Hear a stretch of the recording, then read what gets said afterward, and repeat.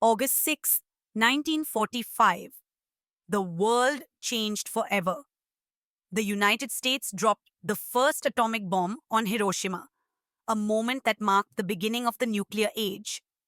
The war in the Pacific had raged for years, and with Japan refusing to surrender, the US made a fateful decision: unleash the most powerful weapon ever created.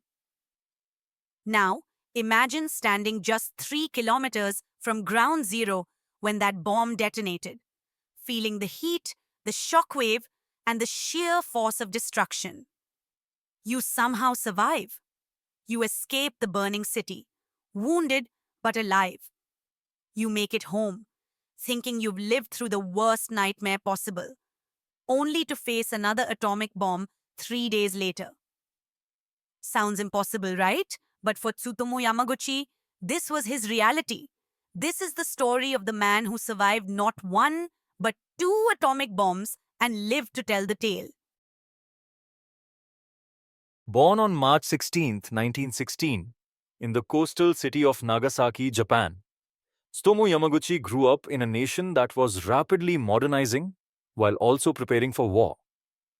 He pursued a career in marine engineering, a crucial field for Japan's naval ambitions during World War II. By the mid-1940s, he was working for Mitsubishi Heavy Industries, a company deeply involved in building ships and military equipment for the Japanese war effort. In the summer of 1945, with the war dragging into its final stages, Yamaguchi was sent on a 3-month business trip to Hiroshima, one of Japan's key industrial cities. It was a routine assignment, the kind of trip he had taken before, discussing ship designs and logistics with his colleagues. But this time, as he packed his bags and prepared to return home on August 6th, history was about to take a devastating turn.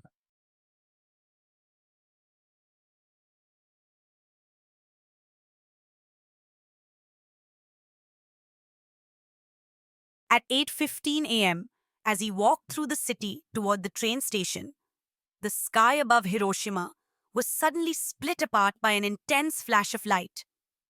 In the blink of an eye, Yamaguchi's world was engulfed in fire, destruction, and chaos. And his fight for survival had only just begun. A blinding flash of light, brighter than anything he had ever seen, erupted in the sky. For a moment, it was as if the sun itself had exploded. Then came the deafening shockwave.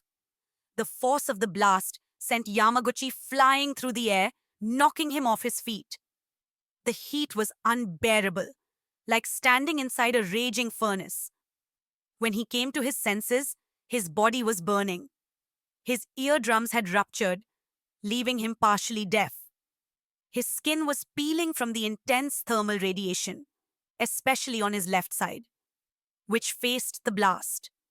His vision blurred, his body shaking. He forced himself to stand. Around him, the city was unrecognizable. Buildings had vanished, people were screaming, fires raged everywhere.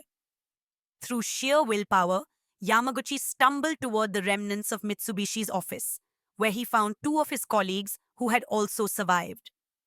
Together, they sought shelter in a nearby air raid bunker, their bodies burned, their minds struggling to comprehend the horror they had just witnessed. Hiroshima had become hell on earth. But somehow, against all odds, Yamaguchi was still alive.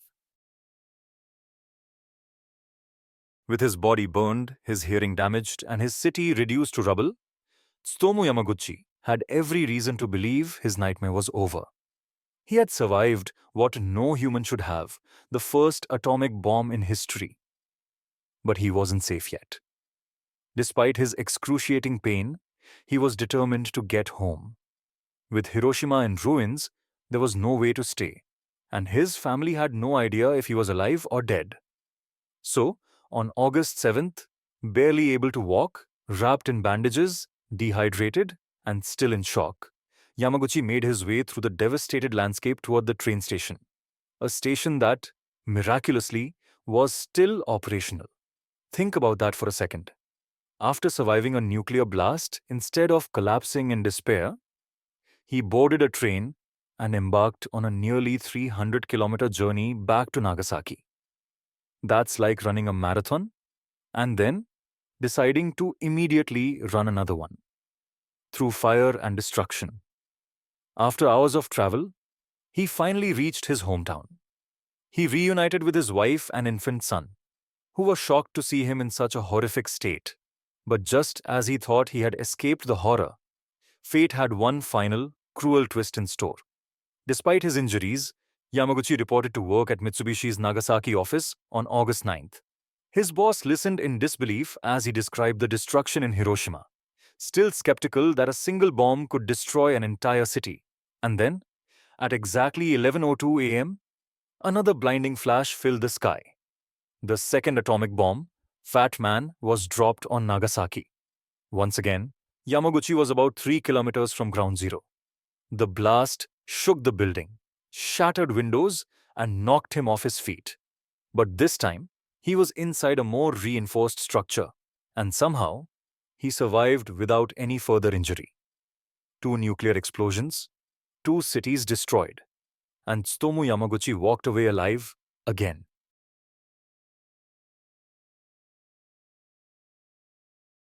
Despite enduring two of the most devastating events in human history, Tsutomu Yamaguchi did not let his suffering define him. He refused to be a victim of fate.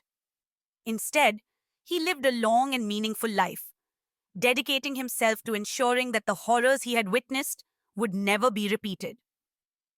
After the war, Yamaguchi continued his work as an engineer but struggled with lifelong health complications, including radiation sickness, chronic pain, and recurring illnesses.